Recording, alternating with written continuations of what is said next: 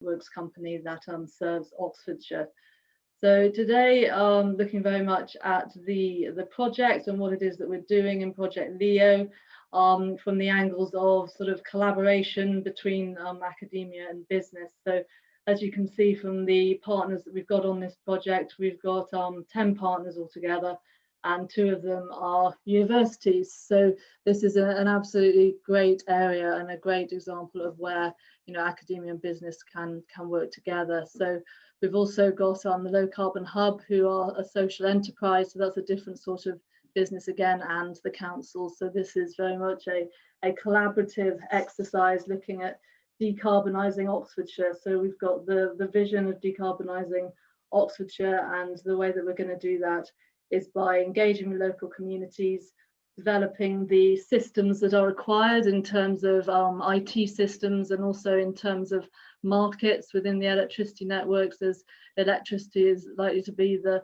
main fuel of the future, especially when we're talking about decarbonising cities when it comes to EVs and you know, low carbon technologies like heat pumps.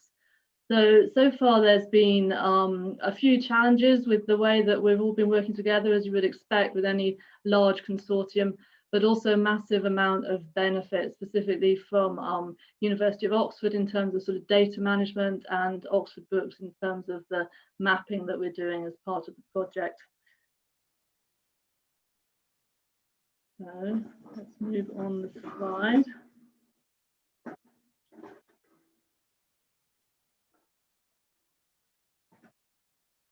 Which doesn't seem to be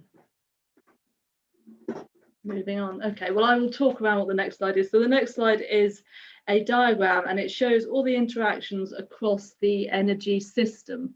So if you can imagine, you've got your end users, so you've got your homeowners, you then have people who are specifically designed to take part in the electricity system, such as your generators, and then you've got all the pieces in the middle. So you've got the distribution network operator, you've got the transmission system, and then we've got other areas that are looking at how to integrate sort of the technologies of the future into the electricity system. So this can be people who are looking at developing systems for managing energy in real time. So some of the challenges that we have at the moment are that we don't know enough about the LV network, and we want to find out more about it so that we can monitor it and make sure that we're using it in the most efficient way possible. So I think part of the thing I was asked when I was putting this together were, what were the sort of 3 choice issues if there was some research that could be done. And the first one that I would be interested in is the behavioural aspects of the energy transition. So what is the visibility there, and what are the triggers that are sort of outside the price, so outside the market, because not everybody is driven by price when it comes to decarbonisation, changing behaviours. And then the second one is around the whole system interaction. It's obviously a very complex system, the electricity system itself, but bring in things like transport, heat, water, you know, researching the flexibility potential there would be another area. And then the third area was the sort of monitoring and modelling of our network using ever more sophisticated techniques, especially coming closer to real time, because at the moment we can forecast quite well in longer term timeframes, but not so much in shorter term timeframes. And you know, the amount of computational power that is required to do that is quite challenging. So yes, that's a brief overview of the project and the areas that I think academia could potentially help going forward.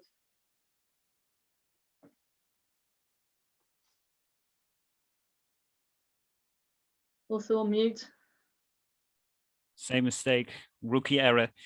I was saying thank you very much. Excellent timekeeping and a very clear introduction to the Leo project and some of the knowledge needs there.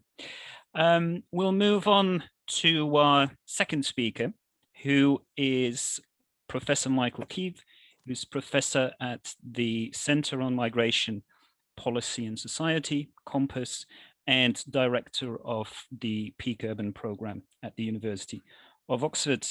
He's also co-director of the Oxford Programme for the Future of Cities. His research is focused on migration, urban change, and he has experience not just in academia, but in many other realms as well, including the community and voluntary sector, where he's had various roles, and as a politician in East London. Thank you. Michael, the floor is yours. Is my time up? Yes. Thanks, Tim. I want to make 3 points very quickly in the time we have. One is just really to say that I think cities are always incredibly exciting places because they're unfinished. All cities are unfinished, which means they're places where all sorts of different things are happening, different kinds of expertise is coming together, which is why I would say that, you know, almost whatever skill, whatever background you have, it probably has something to contribute. A second point that I want to make about how the demand for academic labour varies. And the third point I want to make is to suggest that the boundaries between academic world and the business world are actually less black and white than various shades of grey. Now, I've made my first point, that sense that cities are unfinished. And the second point that I just want to say very quickly is that academic jobs tend to kind of come generationally in great big bunches. In early 1960s, a whole load of universities were created in the UK: Sussex, East Anglia, Essex, Kent, Lancaster, Sussex, Warwick, York, Cardiff, Leicester and Hull were all created just in a few years of each other. There was a kind of slew of academic jobs, massive job expansion. Also, post-1997, there was massive job expansion. Right now, there is contraction, at least on the UK scale, although we are fortunate, in a slightly dubious way, to be talking in English, and there is a labour market, obviously, beyond the UK. And that variability, I think, I've lived through, and I guess you're living through a time of, in some ways, diminished opportunities. And I might come back to that about what that might mean. What it does mean, though, I think, is that there are also opportunities that open up in what I was trying to suggest is a kind of this grey zone rather than this black and white zone between business and academic worlds. And there's kind of 3 points within that grey world. Again, I just signal and maybe come back to in discussion if we have time, is that almost whatever you're doing, there's very often a chance to engage in some way in anything to do with cities, in some interface between the business world and academic research. Sometimes it's strange. I spent a lot of time, I set up a number of urban regeneration companies with various hats on. Like a couple of times in my career, I kind of almost moved into a whole world of thinking about urban change as part of a business. And that demands skills that are social and cultural as much as quantitative and scientific. And I know a number of people who've moved in that direction, but also we worked at one time with Intel when I was in my last job, which the people we had working with Intel were actually artists and photographers who were actually trying to think through how digital devices were used by people. And I can say a little bit more about that if it's helpful as well. So there is a sense in which just some experience, internships, linking, can give you some sense of the different rhythms, different practices. And I think that can be very productive. The second point I say is that, you know, a number of people take that even further and spin off their own, have a go at their own businesses at the same time as pursuing academic careers or not. And that can be in terms of particular dimensions of research. For example, if you have a particular focus, a particular skill. For example, a friend of mine was Bangladeshi and spun off his academic expertise to running a community consultation company that it basically specializes in consulting in various languages of South Asian subcontinent. But also there are agencies that are looking for this, particularly in the kind of new world of rapid economic change and small startups. And there's an agency called Innovate who promote catapult organizations that allow for funding, but also have a kind of number of ways of trying to help spin-offs in that sector. And again, I can give some other examples if we have a chance to do so. And then I guess the third area and the last area I kind of want to just touch on again briefly is that, you know, many of the skills that people possess often end up in them transferring and coming back. There are some skills which it's easier to go and come back in and out of the academic world. Law and economics, I think, are notable in this regard, but not alone. So within my own parent department of anthropology, there are people I know who've worked as anthropologists in the private sector and actually kind of really quite enjoyed that. Companies that need to understand how new technologies are adopted, companies that need to understand how we might think about the cultural mediation of forms of urban change. Often look for people with cultural expertise to give them a sense. So there is a chance to kind of come and go. And again, I can give some more examples on all of that. So in conclusion, what I kind of was hoping to, well, we might develop in conversation maybe a little bit, is to try and suggest that there are ways in which the rhythms of academic research work, which is slightly different to the speeds and rhythms of the ways in which corporates and companies work, but there are incredible overlaps between them. And there isn't a sense of being in one world or the other world that anybody needs to occupy. There's no obligation to do so, but there is a sense of permeability between these worlds. And so very gently, I suppose, as I say, the third and final point I wanted to make was this sense that, while cities are incredibly exciting places, and whilst it is the case that we probably are facing a retrenchment in academic posts, both of those things are undeniable. That this sense that there are ways in which we might think about our own research, even though it may not appear directly relevant, might need to understand a little bit more of the cartography, the geography of this grey zone that is neither entirely private or entirely public, but actually sits between the university world and the world beyond, quite often in increasingly exciting ways. Thank you very much, Michael. And again, very good timekeeping. We move on to our third speaker, Dr. Divya Sharma, who's Executive Director at the Climate Group. Divya is an international climate and urban development expert, specializing in climate resilience and urban development planning, has worked extensively with various governments and organizations and in India and internationally, including also with research community and academia. Divya, please. Thank you, Tim. Thank you very much. And really grateful for having me here. And I'm really pleased to be speaking before all the doctoral candidates and participants of this event. I will start with talking about the work that I am doing in Climate Group, and then a little bit about what I have done in my previous work experience and how I have seen academia and businesses coming together to support on field. So basically, Climate Group is an international NGO that is based out of London. London is our headquarters, and we have our offices in New York, Beijing, and New Delhi, and I am leading the work in India. We work very closely with businesses and government to accelerate climate action, and we do it through our campaigns. There are 3 campaigns particularly with corporates and businesses, and 1 campaign with government. So with the campaigns that we hold with businesses, we work on renewable electricity. The campaign is called RE100. Electric vehicles, the campaign is called EV100. And energy productivity, the campaign is called EP100. So basically, the businesses and corporates come on board with us, become member to our campaigns, and adhere to and agree to a target of achieving 100% transition to either renewable energy, electric vehicles, or EP in their processes by taking part in our campaigns. The government campaign is an under 2 campaign called as under 2, where subnational governments come on board and become member of our campaign, and they work on climate action, particularly towards the mitigation side. But we also do not hesitate in bringing in partners that can support the governments in taking care of their adaptation related actions as well. And when we work with businesses as well as government, and particularly government, because we are working on the boundaries of policy making and implementation, we do partner with a lot of academic institutions, and there is a lot of respect, I would say, to have academia to be part of some of the policy related work that we do in Climate Group.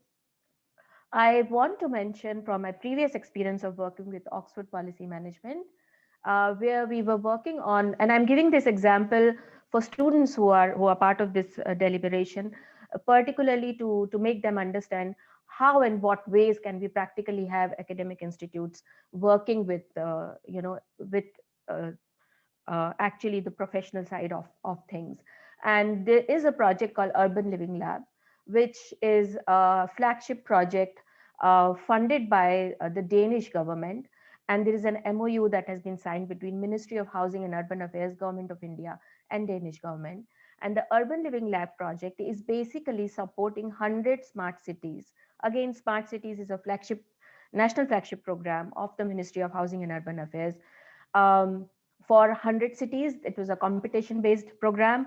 And this program will be supported by Urban Living Labs, which is a culmination of experts from academic institutes, both in Denmark and as well as India. And it's kind of an integration of local and international universities who come together apart from the CSO and research institutions and think tank that help smart cities come up with solutions to their regular problems, as well as help them devise smart solutions to their local problems. And I think this is a great example of how academic institutes can work with businesses and organizations such as consulting firms to devise solutions to give more rigor to the solutions that are being provided. Because when we are working in the government, and I have worked with government, I have seen that things have to be very fast. And the investments, particularly when it is related to cities infrastructure and city development or city management, are never enough. The investments are always short of the demand for infrastructure or the demand for urban management and policies also. So policy framework also needs a lot of rigor, but there is no time. And this is where uh, the role of academia comes in the picture, because academia that gives that research, that rigor, and that local context to the knowledge that helps these organizations build their policies. And businesses and what do businesses do? Businesses basically help create that demand for policies that are needed to remove the bottlenecks um, in their operations, as well as in various facets of their production regime. Yeah. And the third example that I want to give, and this is the last example, is another initiative which is dealt with or led by the National Institute of Urban Affairs, which is a research and development wing of ministry again. And their project is called as Climate Smart Cities, Center for Climate Smart Cities, where this center actually is an integration of various policy think tanks, academia again, and the civil society networks that help cities to uh, assess the indicators of climate smartness. And then it's a competition based program where people actually assess themselves. It's a report card type of a program, and all these academic institutes and businesses that come together help these cities to find different kind of solutions and different ways to kind of tackle their day-to-day problem, and also link it up with the smart cities targets. So I would like to end it here, and I'm happy for any questions. Thank you, Tim. Thank you very much, Divya. We have time for some questions now for the three speakers we've just had. Adam, have you received any? Not yet, but not yet. I Yep. can provide one myself. Please, if you could. So Melanie, I thank you for talking about Project Leo. I come across it being based in Oxford before.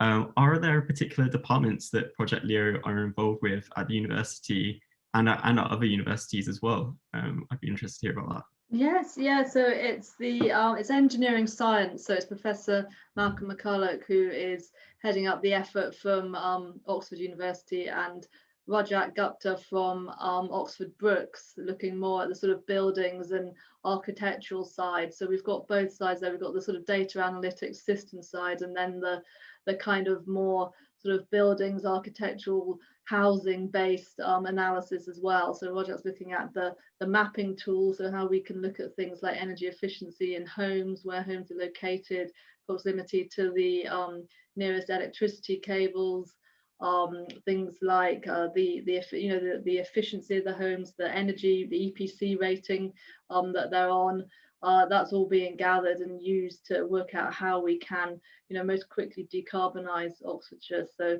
yeah, so those are the two universities that are being used for that particular project. But I also look after another project called Merlin, which is looking at the sort of economic side of decarbonising and using flexibility, and they have a partner, University of Cambridge, and that's their economics department. So yeah, so we have lots of different consortiums on our innovation projects, and usually there's an academic partner as well. Can I follow up on that, Mel? Because I think some of our colleagues in the ECI, or the Low Carbon Futures group are also involved in LEO. That's Sam Hampton, I believe. Is that correct? Yes, yeah, and there's also the sort of more social sciences side as well. It's across quite a lot of different departments in the universities. So yeah. Thank you. Questions from the audience. If you have a question, do raise your digital hand. I could also ask Michael a question. Just a If you point could. I think, Michael, you mentioned Innovate. Are you referring to Innovate UK? And maybe you could talk about the different catapults and what they do?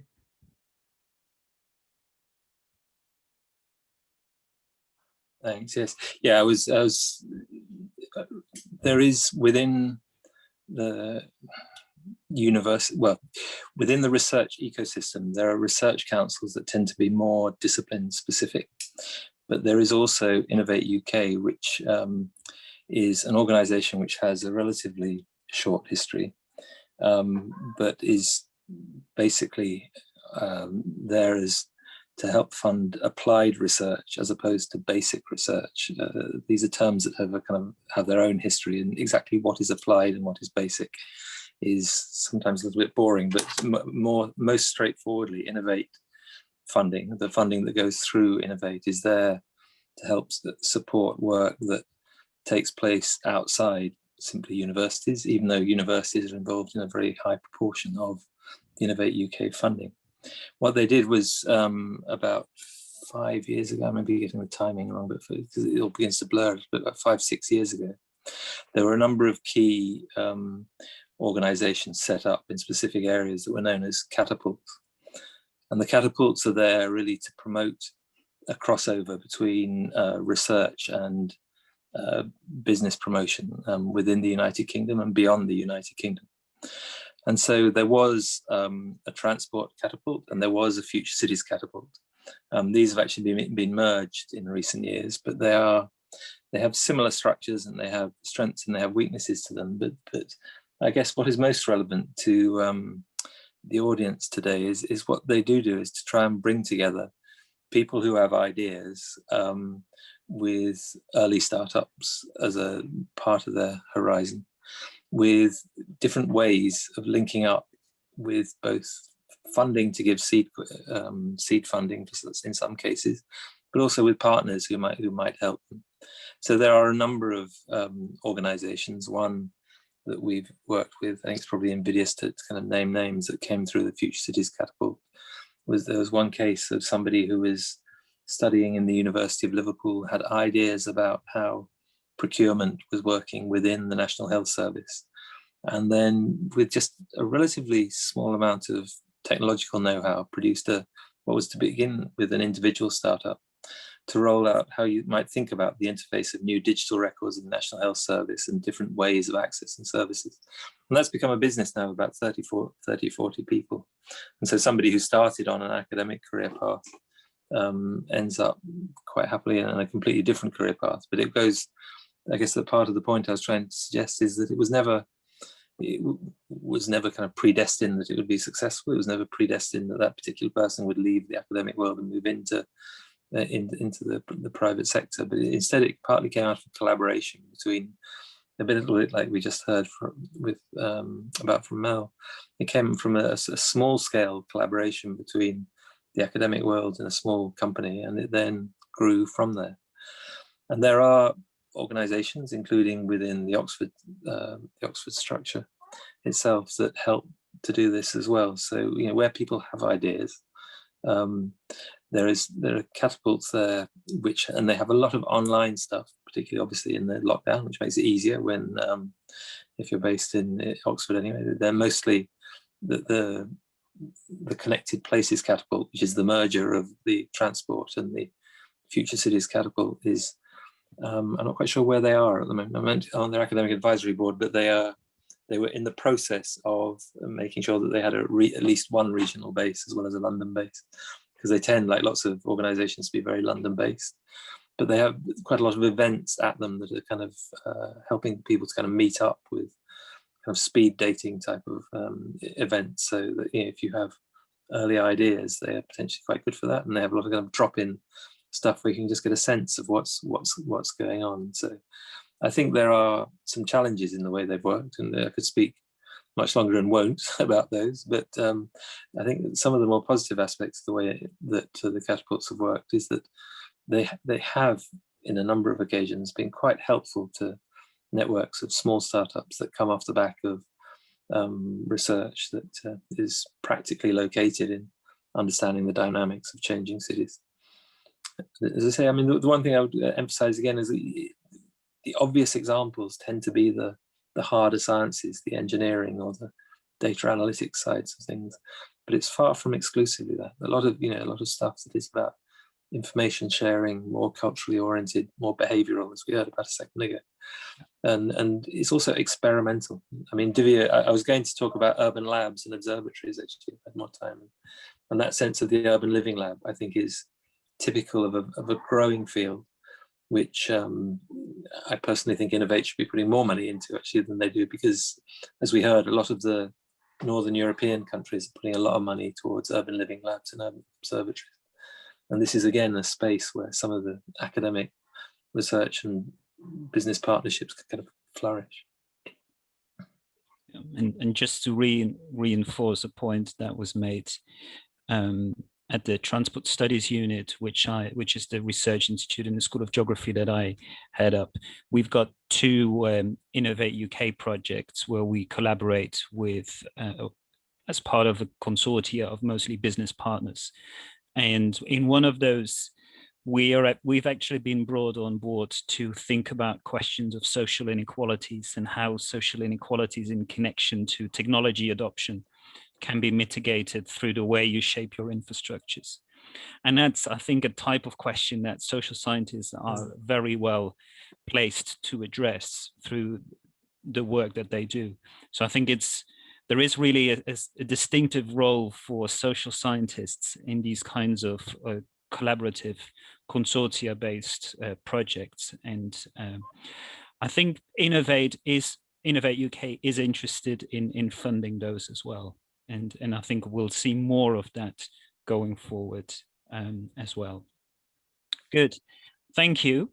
I suggest we move on to a second round of presentations, and we'll have Professor Kathy Payne, who is Professor of Real Estate Development at the University of Reading.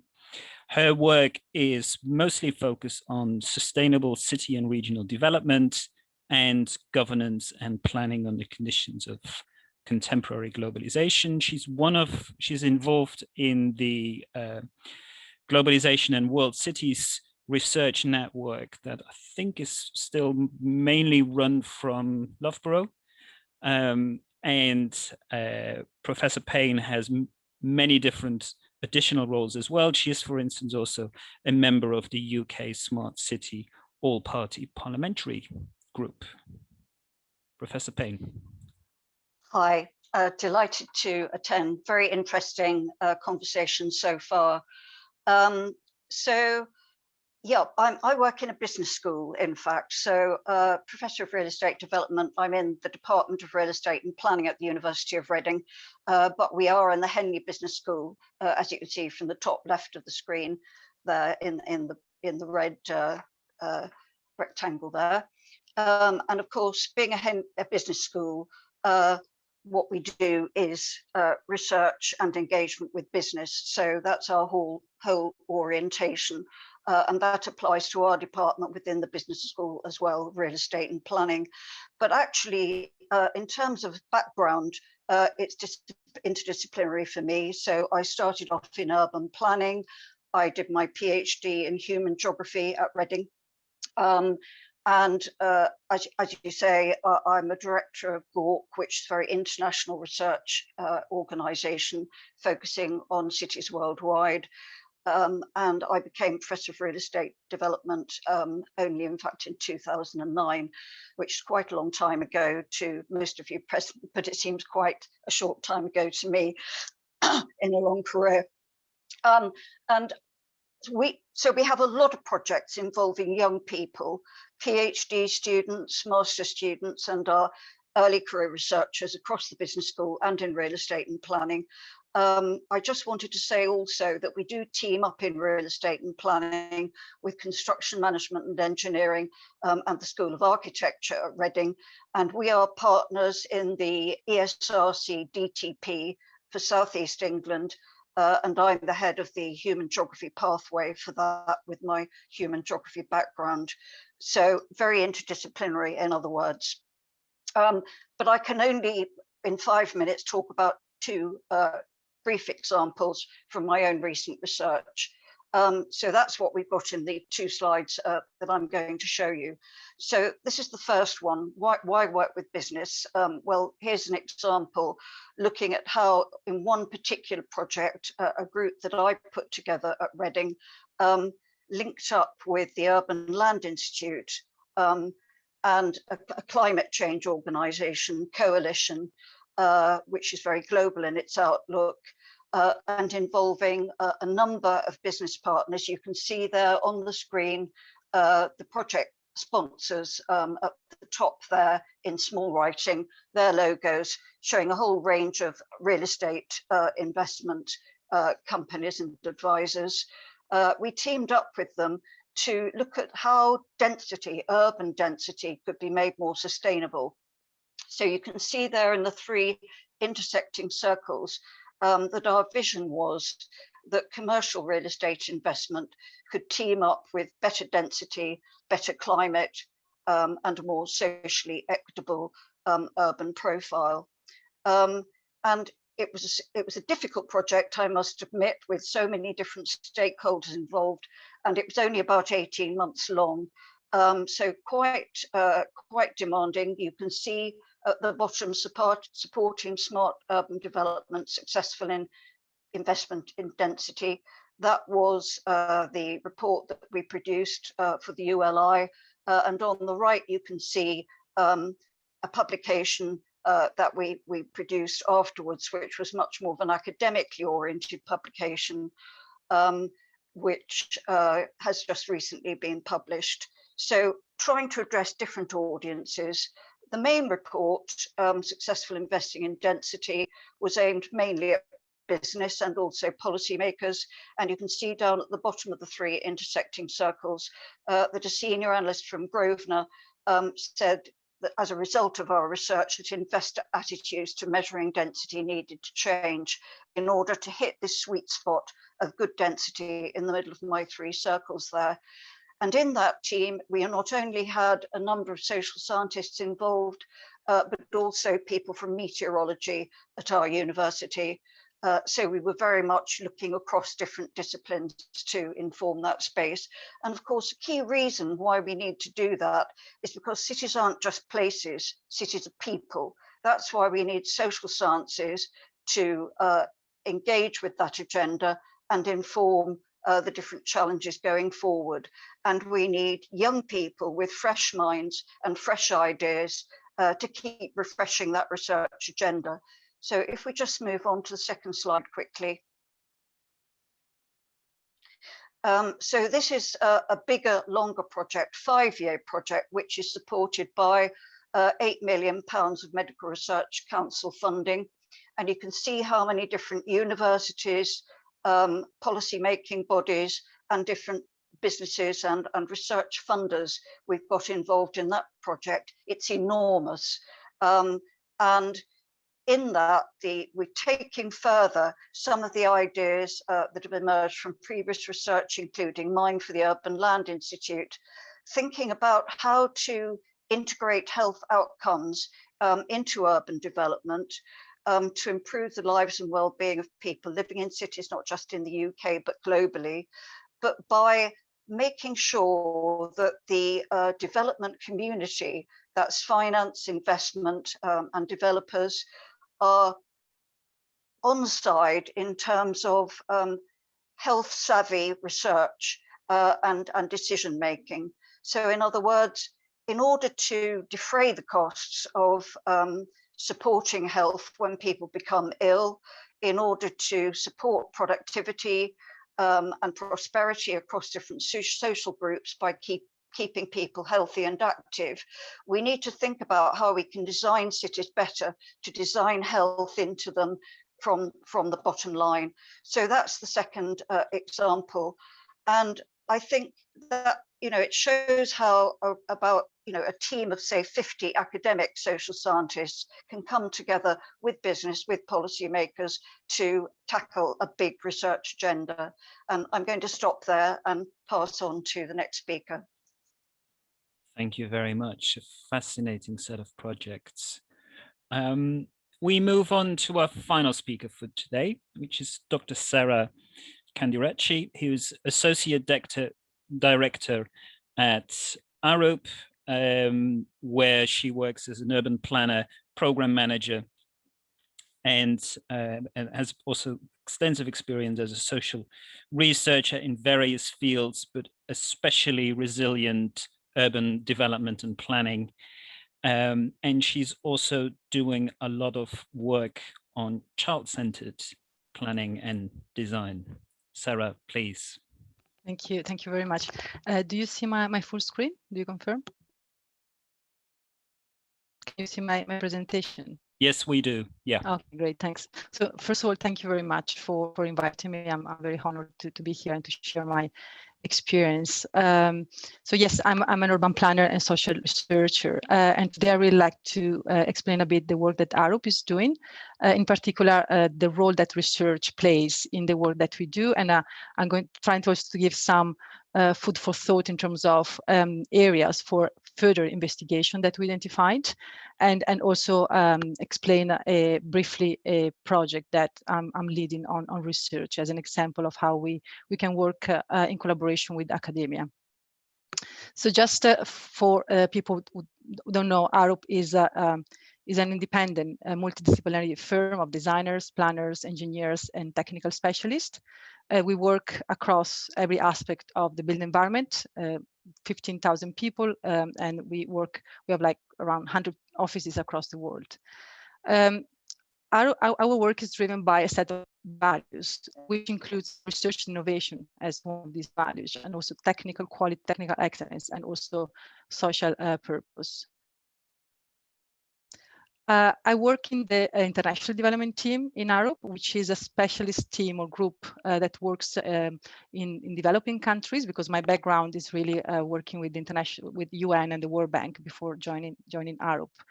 And we work in partnership with different organizations, including development and humanitarian organization, foundation, universities, and also local authorities. And I'm leading the work on inclusive and resilient cities. Looking at research, so research plays a key role in the way we think, work, and grow as a firm. In fact, research is at the core of most of our projects, because through research we can understand better, and so we can design better. So we can inform our interventions, our projects. We also have a foresight team in Arup, which looks at answering complex questions that require a broad and holistic look at the future. As Arup, we also fund our own pieces of research. In fact, we have a series of publications that are called Cities Alive, which takes I think, linked to what was previously said, a human-centered approach to thinking how we should design and manage cities in the future. And looking at the future of cities, we can say that 2020 has changed everything. It has been, I think, a positive call for everyone to think the way we design and plan cities, and also to rethink the way we do things and do business. And we need to act now In particular, what we saw, we did a research across different cities, that the impact of the pandemic has created actually an opportunity to study how people's life are impacted when they are forced to rely on their immediate community for many of their day-to-day needs, from entertainment to access to green spaces, for instance. So the pandemic has actually shown us the importance of developing cities in smaller modules, consider the essential services that are concentrated around community hubs. So we identify 5 kind of priorities or strategies for creating a more sustainable, resilient cities, and that is looking also at what is normally known as the 50-minute city. So it's very important to look at the walkability, so to make cities walkable. And of course, this includes also biking. We need to rewild the city. We need to bring nature back to the city. And looking at urban, the regenerative design, also looking at nature-based solution. How can we work more more nature-centered approach to city planning? It's also important to create multifunctional spaces and also looking at child-friendly approaches, in particular looking at play, because play is so important for building children resilience and their well-being. And also, of course, the citywide digital transformation. So talking about child-friendly city or playful space, I would like to give you an example of an applied research project, which I'm leading, that we are doing collaboration with the Real Play Coalition, which includes Lego Foundation, UNICEF, IKEA, and National Geographic. And we are now also bringing on board Brookings Institute in this project. So we developed the urban play framework as an approach to better understand what can contribute to make the built environment and a nurturing, enriching play and learning experience for children, and how basically to design intervention that support children's development. So we conducted based research and also consultations with experts, and also we piloted this approach in London and Cape Town. And in Cape Town in particular, we also, in addition to the field research, we also organize a workshop with children, caregivers, and the community, and conducting also a photo context as a research tool or approach to basically capture the challenges and opportunities for play in the selected neighborhood. We also organize co-creation workshops using blocks or participatory planning tools. And as a result of the finding from the assessment, from the co-creation process, we identify opportunities to increase learning through play activity in Kalisha, that is this township. And we design, and now we're in the process of implementing a network of play spaces. So where basically each play space is designed to engage a particular child development skill through play.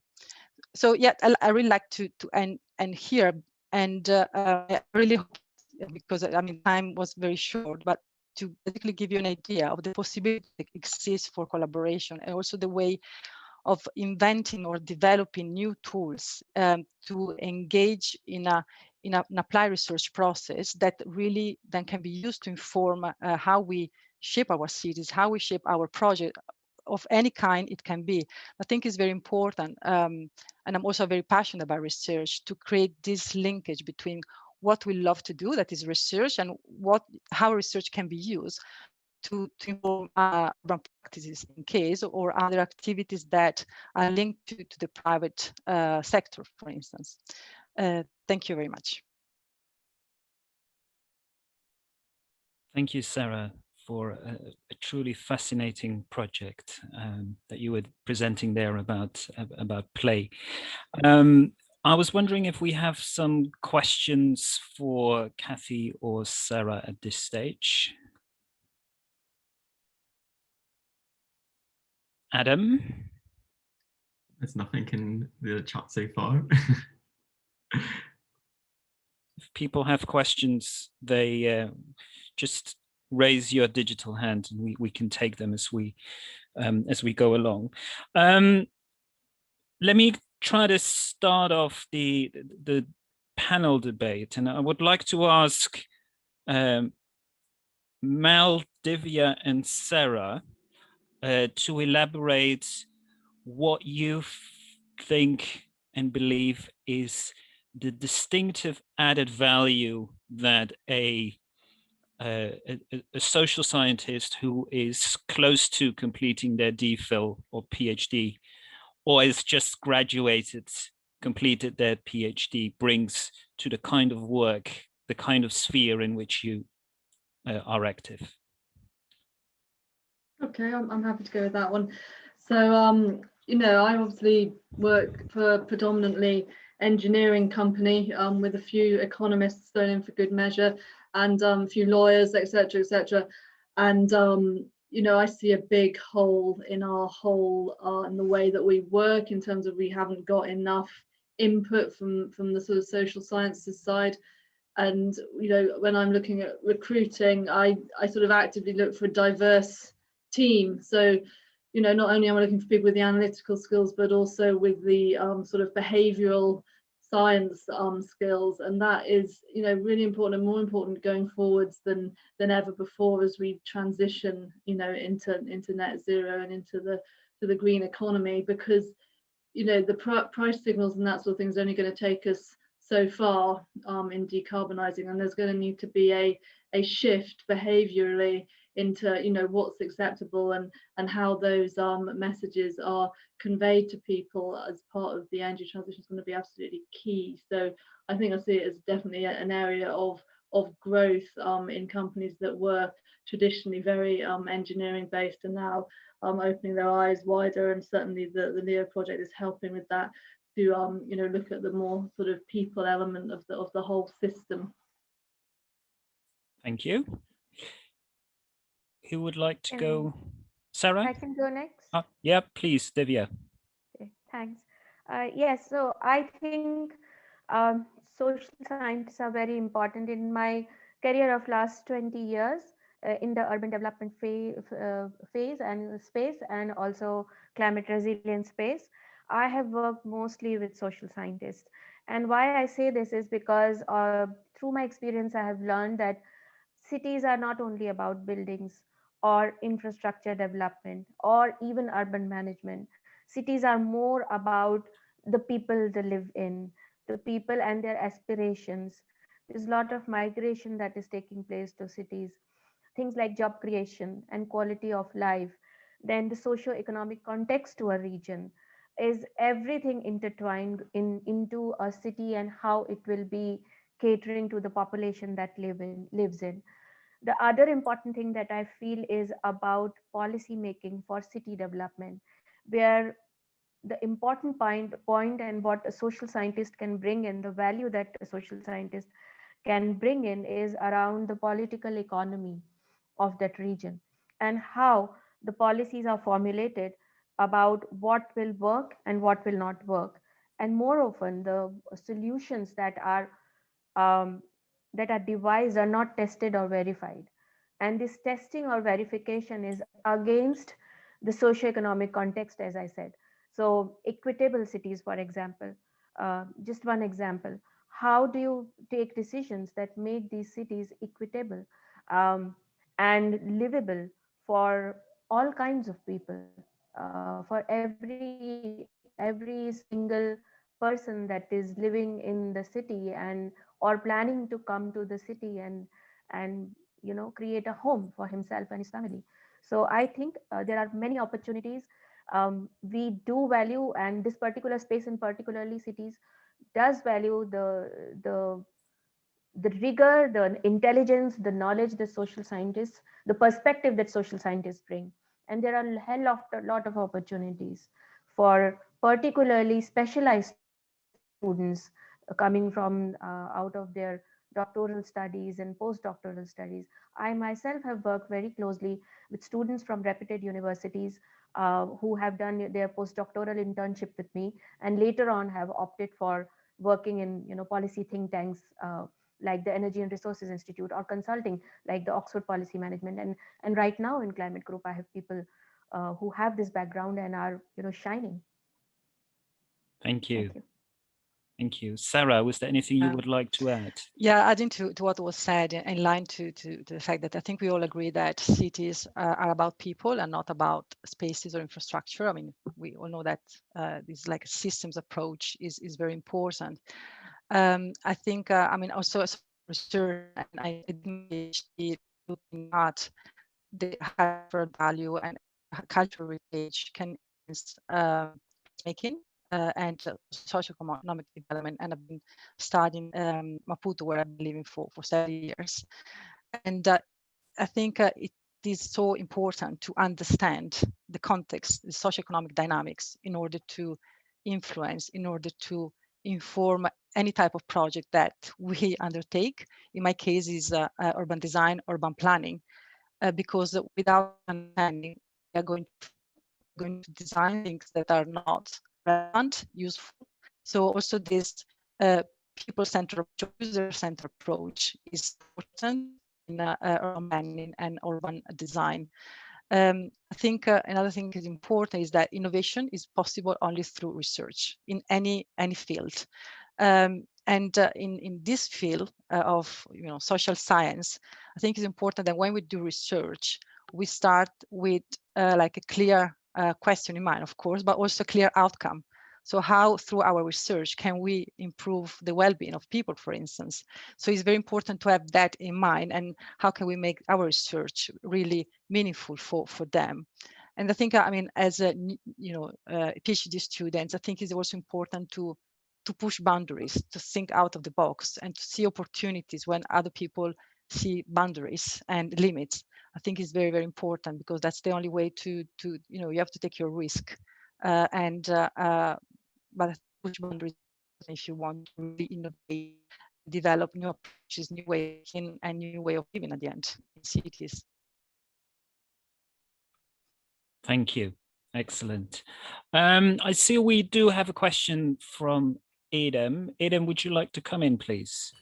All right. Thank you very much. I'm Adam, a PhD student from Brunel. So I want to ask, what challenges do you face? Because consumers, there's a lot of consumer trust issues, transparency, and others, because some consumers will think, smart cities are taking over the green spaces or the, green fields and other things. And there are so many challenges. So how can we strengthen this trust issue and transparency? Sarah did mention about well-being. I was going to ask that as well, but if any of you have got an addition to that. Thank you. Thank you for the question. Any of the speakers who would like to go first? Sarah, perhaps? Yeah, I think transparency, I think from what I understood, transparency in the way we do research, I think it's very important to follow certain protocols. Depending on the people you engage or the type of research you undertake, it's very important that you put in place ethical transparency protocols to make sure that you use the right information and the data in an ethical way, in a transparent way, that can create any problem. And also it's important to manage expectation of people. I did a lot of applied research in formal settlements, and every time a researcher goes there to understand, you create expectations. So I think it's it's important that to also be honest and clear in terms of why you're there and what you aim to achieve through their collaboration, because otherwise the impact on population is not very positive. Maybe if I can say also another challenge that I face when working with Arup, with academia, we've been engaging, is the kind of different way of working, because for academia, research is a process that can last years. Of course, in the private sector, we must be billable, accountable, and we have a limited budget and time to deliver things and results. Sometimes it's a big challenge with in university we're working with timing in delivering the research and our time in analyzing the project, because so that sometimes is representing a challenge. So I think it's very important also engage in the private sector to understand also the dynamics of the company you're engaging with, also to understand how they works, to manage also their time, and to be respectful also of the the fact that the private sector works differently than the academia. So I think important also the challenge to be aware of. Thank you, Sarah. I was wondering whether Kathy or Michael wanted to come in at this point in conjunction what Sarah was just saying, and also what the question that Adam was asking.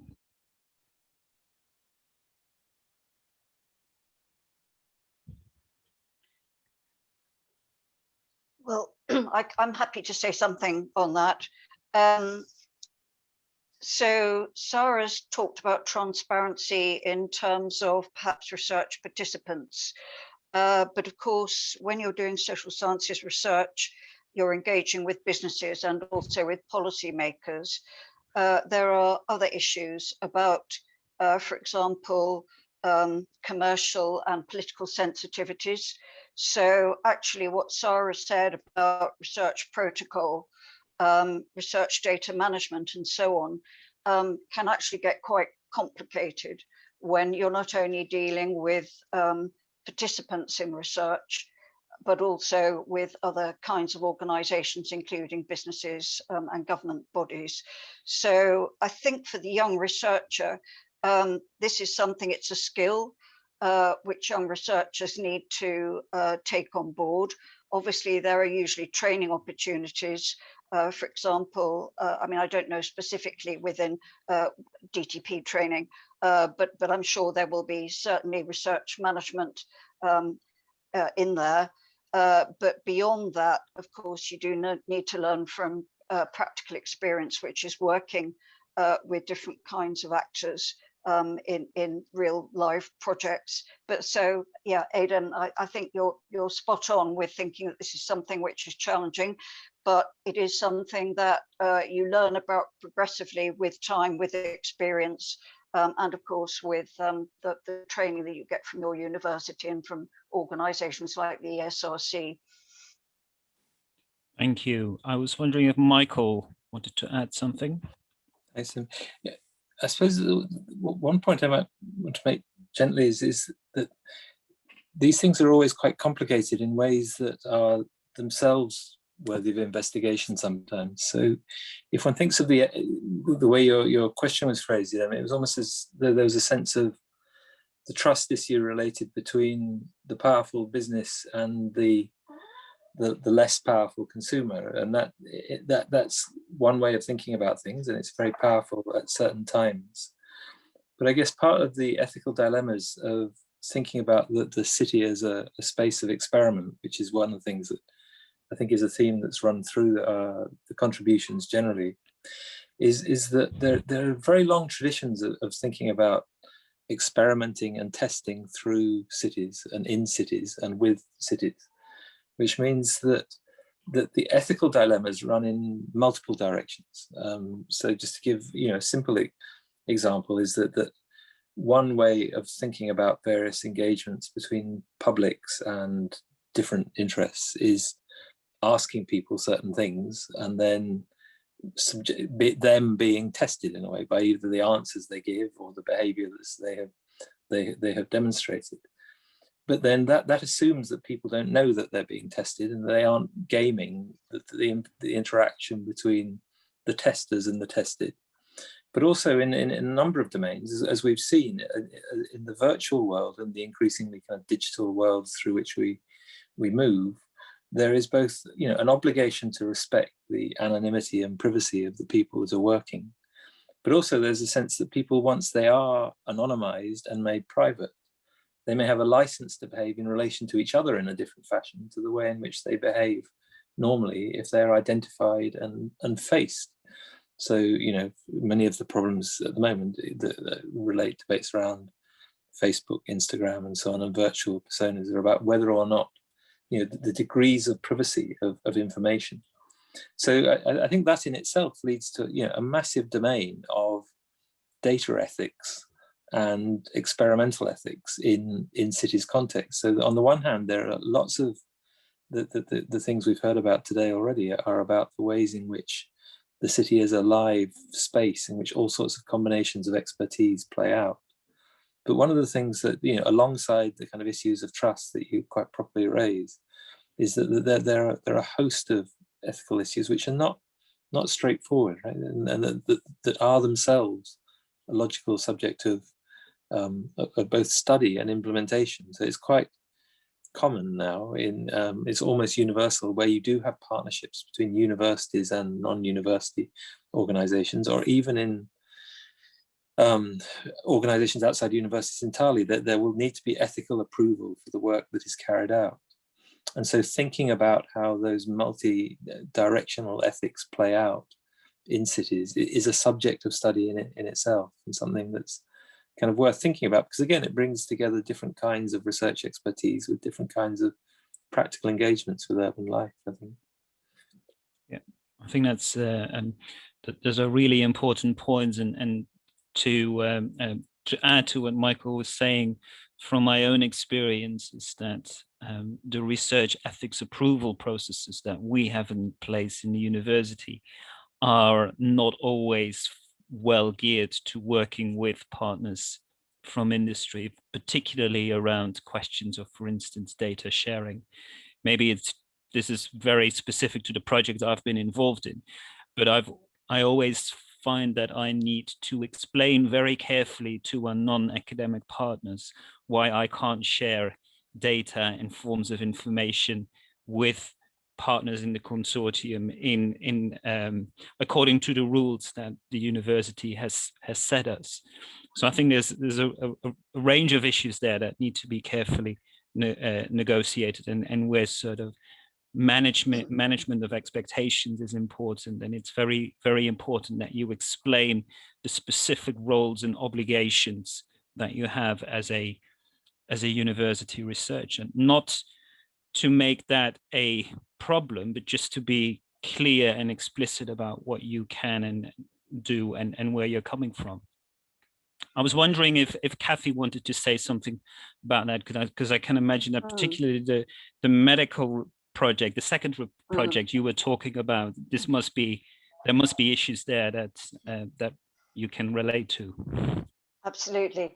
No, we're about 18 months into that project now, and we still have not completed the ethics approval process.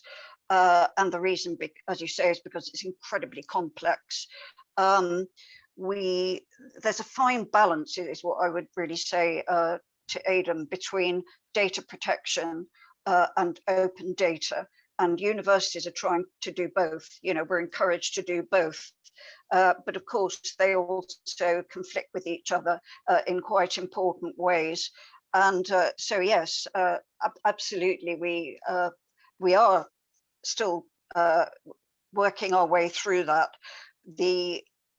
As I said before, commercial sensitivities and political sensitivities play a part in this as well. So it's not just a matter for us of business partners perhaps wanting access to data that we have to protect, you know, with pseudonymizing data, and also making sure that, for example, when we share data between the universities involved in this collaboration and with other partners, that we don't provide linking key information, which might be able to trace the identities back to our original lists. So a lot of issues around that, but it's not, as I said, just about explaining to businesses why they can't necessarily have all the information that they would like, but it's also about protecting the businesses, because of course, you know, they're in commercial competition. It's about protecting policymakers, because you know, they're having commercial negotiations with particular investors, developers, etc. So you're quite right, Michael, and we haven't worked our way through it yet. And you add into that pot that this is about medical evidence as well. And it's very complex. But I think this is the challenge, which is actually exciting for young researchers moving into this kind of research, is that when you're dealing with businesses and perhaps government bodies as well, you're dealing with a very complex research subject, which is the city. and you're dealing with very complex topics which cross between all the different angles on cities that we're interested in. And of course, it always involves, or generally involves, human data, individual data, which therefore has to be very carefully managed. But I see that as a challenge. It shows that we're hitting a space that's really important to investigate. And we need to make sure that the research management processes keep up to date with the expectations of all the research users involved. Thank you, Kathy. We've got a really good question from the audience in the chat. It's a general question, and to the members on the panel, what their experience is about around how collaborations between businesses and academia tend to be arranged, how they come about, and how, as a young researcher, you can become involved in those. I'm not sure if there's any early takers for this question.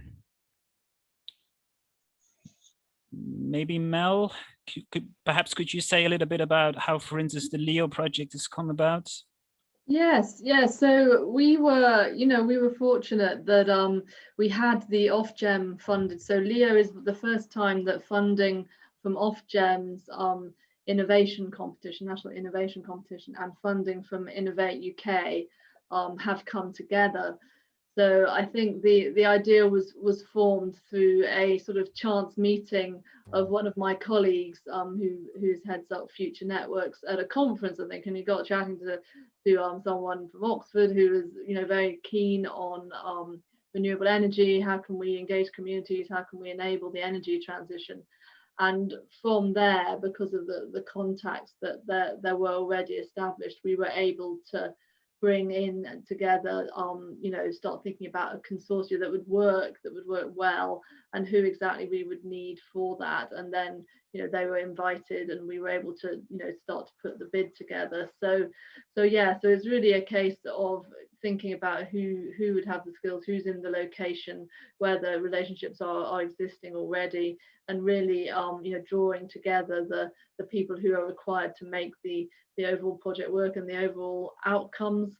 So yes, I don't think there's any particular formula, but I think it is something that just takes work really from the people who are involved and the people who are driving the whole project bid forward. So at SSEM we have kind of a bid team, and then we have a delivery team. So I'm on the delivery team, and then I've got colleagues who work in the bid team, and they always are looking for ideas and people to match with, and how can we build consortia to bid in for funding, really. So it's about the bid process. Thank you. Divya, was there anything you would like to add? Yeah, thanks, Tim. So I would give you example from two more projects. So one would have heard about Asian Cities Climate Change Resilience Network, which is Rockefeller Foundation's initiative that basically started resilience work in cities and resilience in India and Asia for the first time. And I was involved in the entire work that was started in India. And at that juncture, we were working very closely, not only with academia and particularly research scholars who actually helped us build frameworks for preparing climate resilience, for doing and conducting hazard and vulnerability assessment. They came with that technical knowledge, and there was a group of doctoral students who joined the initiative, worked out of their fellowship, and then left and did other wonderful things in their career later on. But I think it worked pretty well. And in the Urban Living Lab project, which is the recent one, basically it's a consortium between Oxford Policy Management, which is a consulting firm, a Tandem Research, which is a research collective based out of one of the smart cities, Goa in India. And they had TERI, the Energy and Resources Institute India, which is a policy think tank. And Tandem Research already has doctoral students working with them. And Urban Living Lab being more technology oriented, more solution oriented initiative. The project itself, valued researchers and early practitioners and young practitioners to be part of that collaborative. So I think it's the potential is quite high. Thank you. Perhaps for the academic perspective, we could, maybe Kathy has something to add? Yeah, I mean, I would say it's all about relationships. So being in business school, clearly we have, established relationships with business, and they change, they evolve, they're agile as well. So from that, obviously, various academics are approached by businesses where they have, as research users, they have a research need and they would like people in our departments to engage with that. But beyond that, also, as academics, we initiate research projects where we can involve businesses and policy.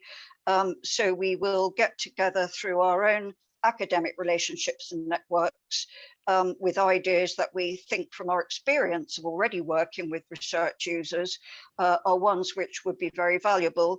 And then we put together bids in various different arrangements of co-Is, PIs, RAs, etc.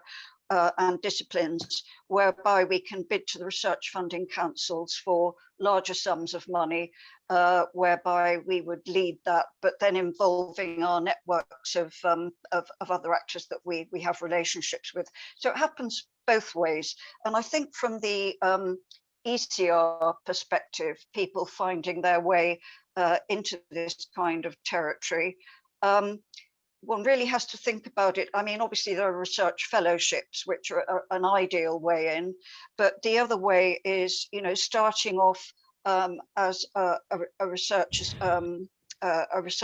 associate, becoming a co-I in applications, and then bit by bit building your experience, your reputation, and your relationships and network of relationships, so that you can then grow into a PI role applying for your own funding. I must admit that some of the research funding councils now have rather dried up their resources of very, very small projects for funding. I mean, ESRC is one of those. And when I was younger, you could be applying as a younger researcher for quite small amounts of money, which would help to get you that experience that you need. That's become a little bit more difficult.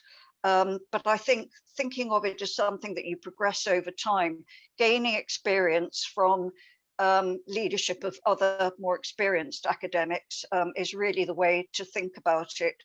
And then you will build up your relationships with businesses and with policymakers as you do that. Yeah, absolutely. Thank you very much. And I think one of the schemes that Kathy was referring to is the UKRI fellowship. The what's the name? Danita, can you help? Maybe the ESRC postdoctoral fellowship, is that what you're having in mind? No, there is another one. It's 4 years plus 3. I'm not sure which that one. Yeah. Is there anything you could add about funding streams that are available for early career researchers to build their networks with partners in the business world? So I'm more familiar with the PhD researchers funding, but sometimes it also involves covers ECRs. I would advise them to check with their departments whether there is any funding available to the university via any of the ESRC schemes, for example. And the departments might know whether there's any available, or also if they're a PhD student or ECR funded by the ESRC, then their funding also covers funding for a placement. And they can use this opportunity to build those initial skills of applying research into a practical setting and building these a little bit of networks that Kathy was talking about. Of course, there will be at a very initial level, but they can use that, start that during their PhD, so that they can expand them by the time they need to and would like to apply for a postdoc, for example, because these relationships take time. So yes, the funding is not so widely available. Sometimes there are grants by the ESRC for funding collaborations with business, but they're quite ad hoc. Okay, thank you. A little while ago, we had Adam's hand up. Adam, did you have a question for the panelists? Yeah, sure. Thank you, everyone. This has been really interesting. I put it down because it was touched on a little bit, but we've heard about like project consortiums and their formation. I wondered whether during the process of implementing these research projects, whether there's scope for early career researchers or PhD students to get involved or engage with these consortiums after they've been built. Yeah. Well, Kathy, Michael. I was going to say this. Maybe this is one for me, partly, but we've advertised posts since the consortium was put in place, and you know, you have budget for that. So in fact, just this last autumn, I employed a PDRA on that basis. So looking out for advertisements, you know, through the usual media is the way to look out for ones that might interest you in your area. But also there are, you can name research assistants and PDRAs in your project as well when you submit it. So that means that there is a definite place for those particular people if you get the funding. So there's two ways. One is through your existing institution and your contacts within that. You may get talent spotted, or it may be that you know of something that's in fruition, and you can have a word with the PI who's putting that together. And the other way is to look out for the advertisements once the funding's in place. Thank you. Michael. I mean, I just want to add to what Kathy said a little bit, just in terms of, it can be quite difficult to think about these kind of consortia, and then I think the job application process is absolutely right, and lots of places, ourselves included, are regularly advertising. But what I would say is also the case, in terms, particularly for early career researchers in a doctoral level, is, you know, that there are opportunities if you make them for yourself, if you think about them in ways that don't necessarily involve kind of thinking about the big consortia up there and early career researchers down there. And I mean, just to give 2 or 3 examples, I mean, there is an element of happenstance. So I mentioned partnership we had with Intel once, but that partly came because we had a program in my last institution in the research center I was running on photography and urban culture. A lot of photographers who came from all sorts of different professional backgrounds were running an exhibition themed around mobility and movement, and some were writing about how you think about how you image movement in the city through photography. And somebody from Intel saw it, and then they actually started talking to the students. And actually the partnership didn't come from the senior academics downwards. It came from somebody actually going to an exhibition and then contacting the students, and the students brokering the relationship upwards, of which they themselves were a part. Now, they were master's students at the time, and so some of them were quite old and freelance, and so they were you know, quite business savvy.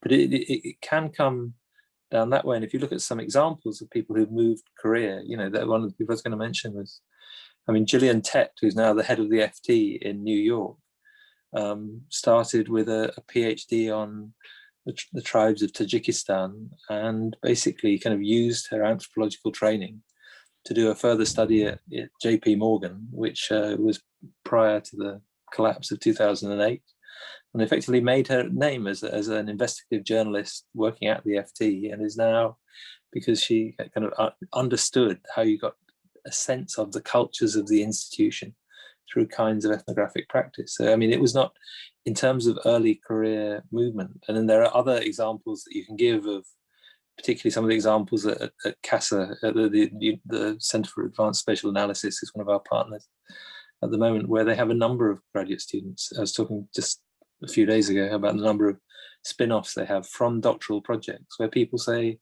well, maybe this particular project does have a very instrumental commercial use. It may be intellectual property in a sense. So why not give it give it a try. And some institutions are better than others at helping the students develop those ideas. I think Oxford has some good practice and some less so, but I know we're talking about the partnership as a whole, but it's worth looking out for ways in which, as early career researchers, it can be quite a lonely thing doing a PhD, and that can be quite undermining in a ways, and it's quite worthwhile not undervaluing the skills that you may have yourself as individuals, I would say.